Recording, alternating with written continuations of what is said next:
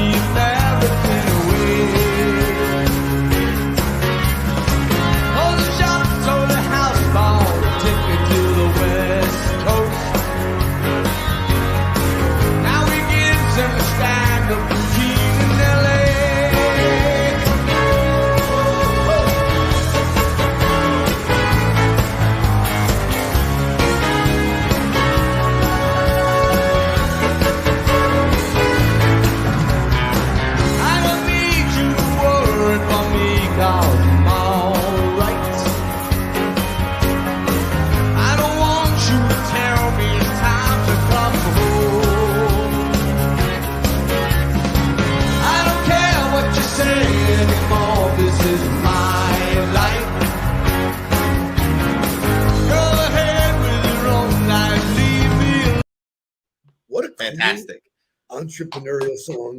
Welcome to our guest. His name is Yop. Oh, Yop. Yes, yeah. I pronounced it wrong yesterday. I admitted that I butchered it. Welcome to the show. Thank you. Good morning. We're excited to be here for what we're doing today. So please tell the audience who you are. Sure. Morning. Yop Donath. I'm with the Levant Center of Innovation at NSU. We're the world's first theme park for entrepreneurs. I'm responsible for the programming here. Title is Assistant Executive Director for Programs. So I work with my colleagues to make sure that we put on the best programs for entrepreneurs so they can scale their business. So they go from an idea all the way to exit of any kind, whether they sell the business, IPO, whatever it might be. And so we try to make sure that they get everything they need to be successful and create jobs here in South Florida.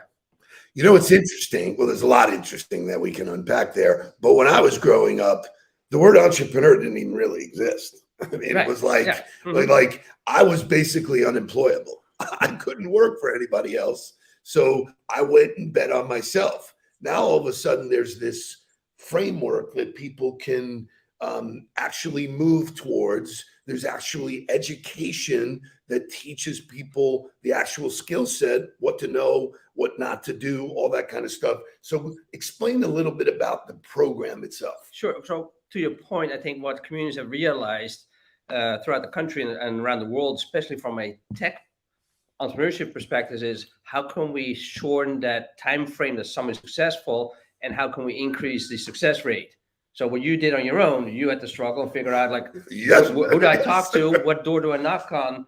And hopefully somebody will help me in some form. So in our case, we try to structure it in a way that we allow the entrepreneur to do what they do, but give them the tools around that entrepreneurship framework to make sure they're successful. So that includes sessions that we are organized through our program. So we have 4-level programs, Ideate being the first one, where somebody has an idea, a good sense of what the marketplace might look like, how do they make money, and then we're working through a 4-week program to make sure that they can hash this out in a way that it makes most sense.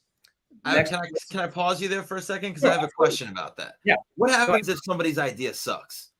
Like everybody, like I know a lot of people who have ideas to start businesses. Great right? question. So like, absolutely. how do you manage somebody who says, look, like I have an idea, I want to build a business, and you go do the market research and you figure out that, like, look, this really isn't a good fit. We don't think this is actually going to work as a business. So that's on the entrepreneur to figure that one out. We give them the guidance and the tools of, okay, make sure you talk to at least 50 plus potential customers, not friends and family that say, man, you're doing a great job. No, potentially a customer who say, yeah, this doesn't work for me. Or if you change this slightly, then I'm interested. So it's really great because of all the years that I've been in business, and we created our own incubator over the course of time where we had people come to us with their ideas. It's really hard to tell somebody that their baby is ugly. I mean, it really is a difficult thing to do. So teaching them to figure it out on their own. And my contention to them was, if you can't sell it, it's a hobby. You know, it's just so, you know, you can come up with a zillion ideas, but until you have somebody willing to pay for it, you do not have a business. Right. So, Right. And the other piece that we tell them is, what problem are you solving? So if it's just, I got this idea and it's nice to have, and there's no pain point from a customer point of view, whether it's an individual or from a corporation that has a need, same thing. So is it scalable? Are you solving a problem? And is your solution unique enough that you can run with it long enough before somebody else figures out, like, that was a great idea. We can do this. Very good, simple questions for the audience to kind of take home is, you know, is it scalable? What problem are you solving? And how do you go about creating that solution? That's good. So that's ideate. Then what's the next step? Incubate. At that point, somebody has a good understanding of what their marketplace looks like. Again, might not be perfect. They're still able to pivot. They start to really figure out what their business model is. How are you going to make money? Because that's in the end the goal. Even though we work with them to make sure there might be other funding opportunities, even those funding opportunities are a means to an end. That's just to get you past the valley of death.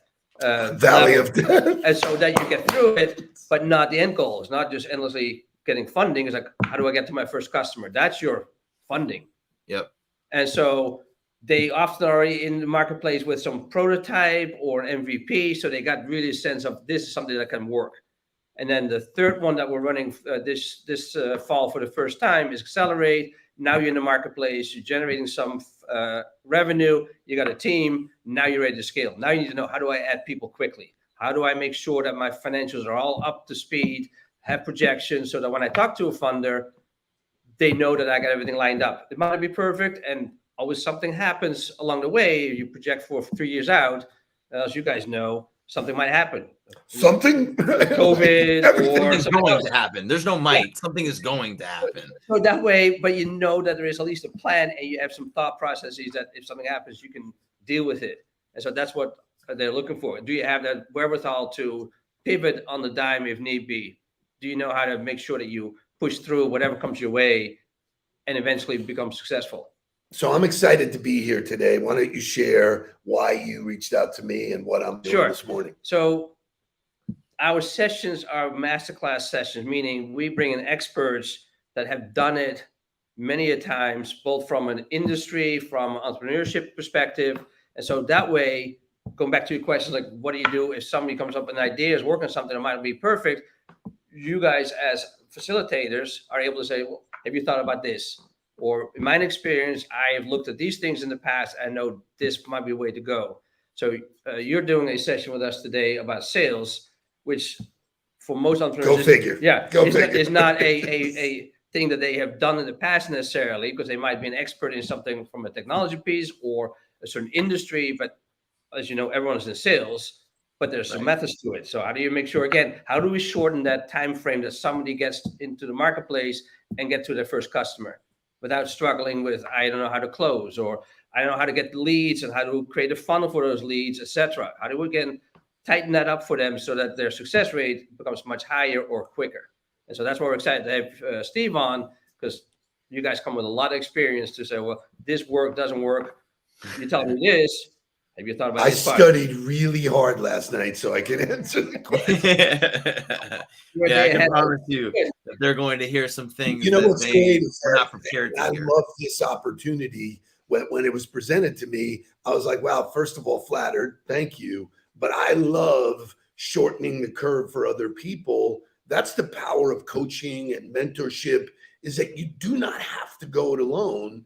If you ask that other pair of eyes, or what you would talk about from your football days, the eye in the sky doesn't lie.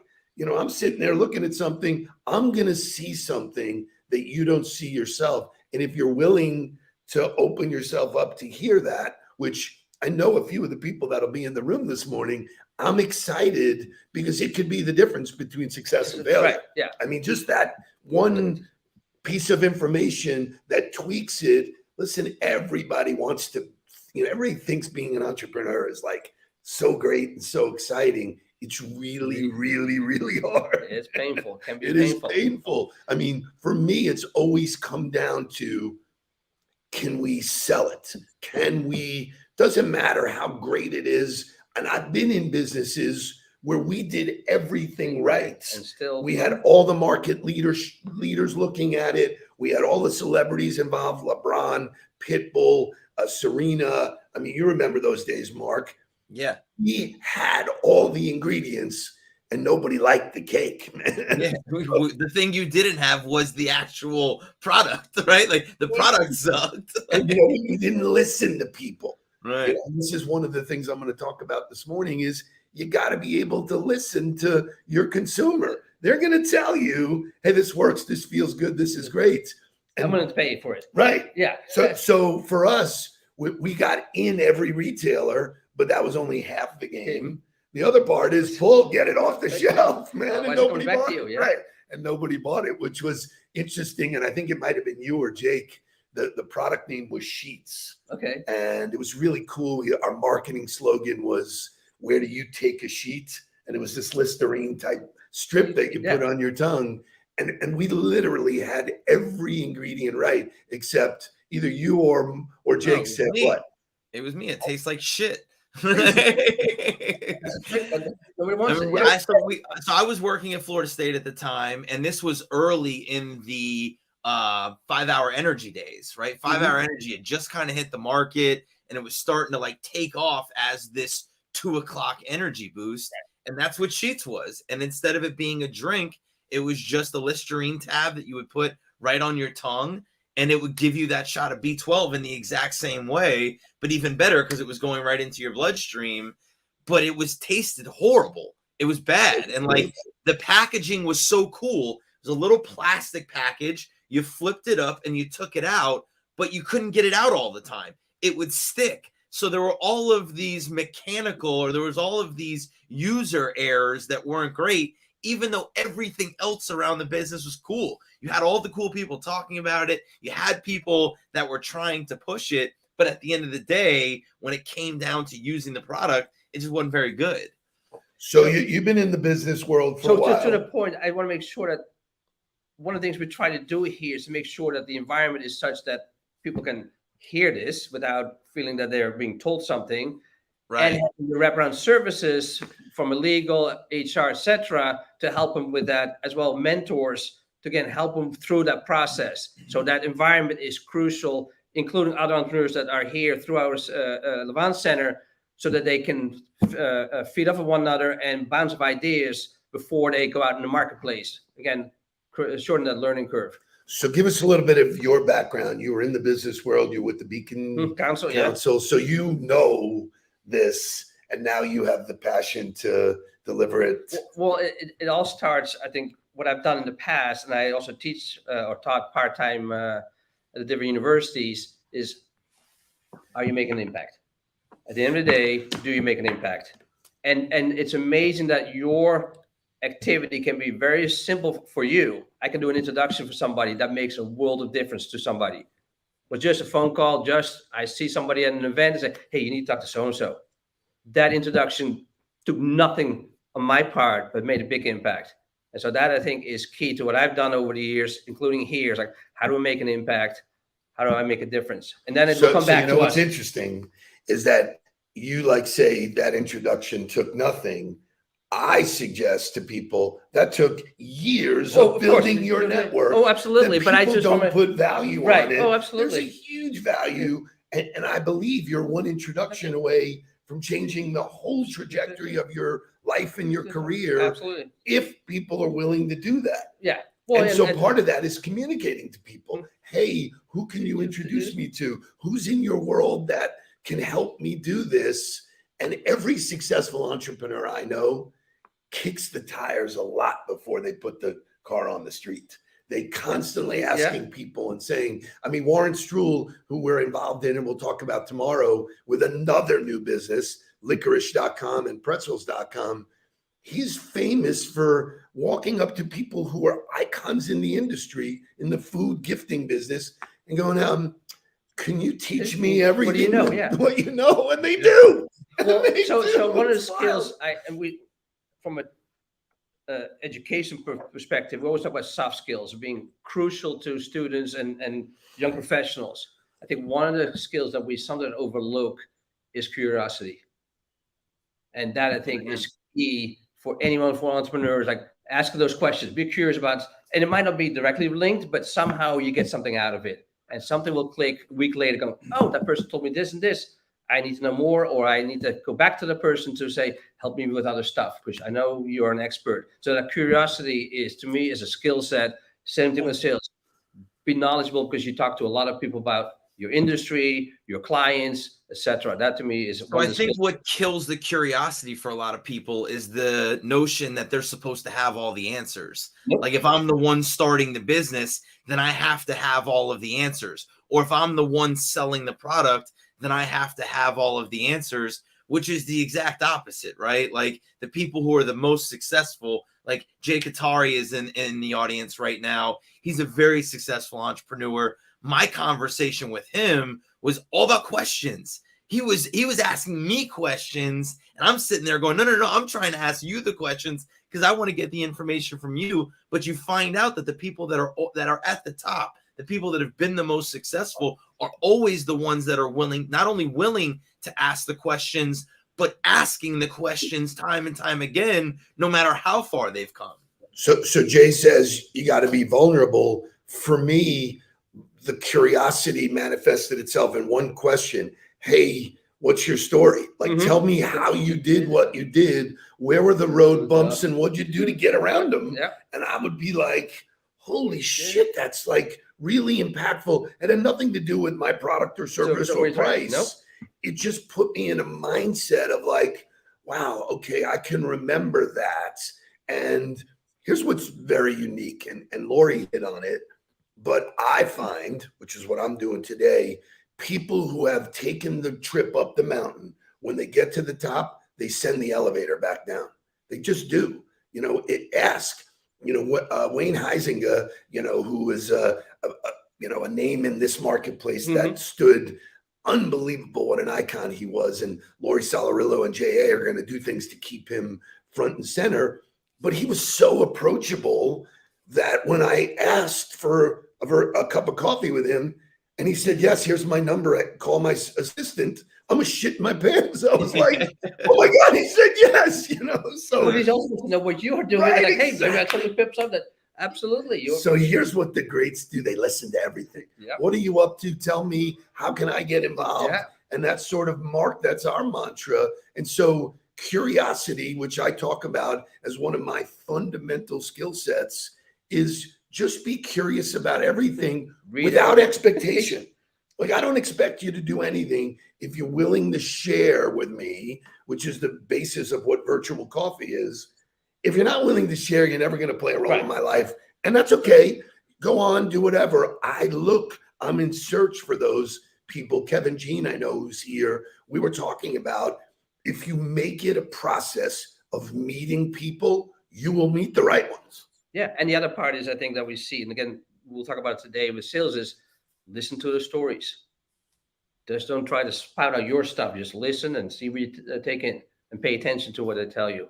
I have another question. So for me, I still didn't answer your first question, but that's okay. Go. Yeah.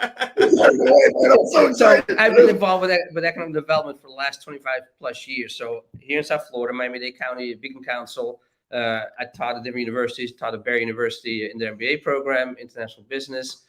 So I've seen a lot of changes in the community. And again, always, how do I get involved? How do I help companies? And that, again, having that network. So when a company comes to us, when I was at the Beacon Council, and the same thing here with us at the Levant Center, how can we connect them to the community? Great. And that's one of the things I always enjoyed the most, besides providing information and doing things I did from a day-to-day, is how do you get people excited about the community? So this will be a Bob Goldfarb story. And I don't even know if you remember this, but when we started to office here, I would show up and I'm wearing blazers, and he reached out to me, said, I want to meet you, man. You wear great blazers. So packaging happens every minute of every day. It's an image of brand building. Mm-hmm. Any final questions, Mr. Nudelberg? So just if there is somebody, or what's the process to getting involved with you guys as an incubator, right? Like, if somebody has an idea and they're like, Nova's in my backyard, maybe I can go get my idea brought up there and maybe they'll help me. What does that look like?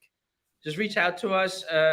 You can find me on LinkedIn, Jaap Doneth, and reach out to me, and we'll have a conversation, see where you're at with your idea, and then come visit. We have all kinds of events happening. We just had our Space Day yesterday on October 26th. We have our Innovation Day. There you go. Great success. We have a huge number of people. We had a lot of folks, and this is coming up on the 26th. So there's a great way to get involved, again, to network, to listen to people, to hear what their stories are. And so just talk to us. It's through the application process.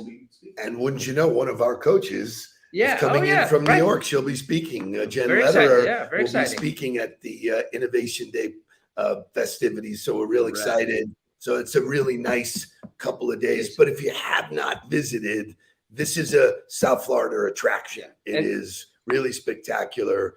In all the layout, everything they do, the people that are here, between John and you and Katerina, all these great folks. So the resources are here. It's up to you to reach out and get them. That's the key. Just don't hesitate. And if it's not us, we'll send you to the right direction that might be better suited for you. And then maybe we're the next step in. So pretty cool, isn't it, man? I'm excited about that. Thanks for all you do, man. That's great. Thanks for joining us. So this will be fun. Stay tuned. I'll show you stuff in the morning about what I came up with, what advice I delivered. But now it's time to get down to business. Please don't worry about me. I'm about to let my heart speak. My friends keep telling me to leave this. So let's get down to business. Let's get down to business.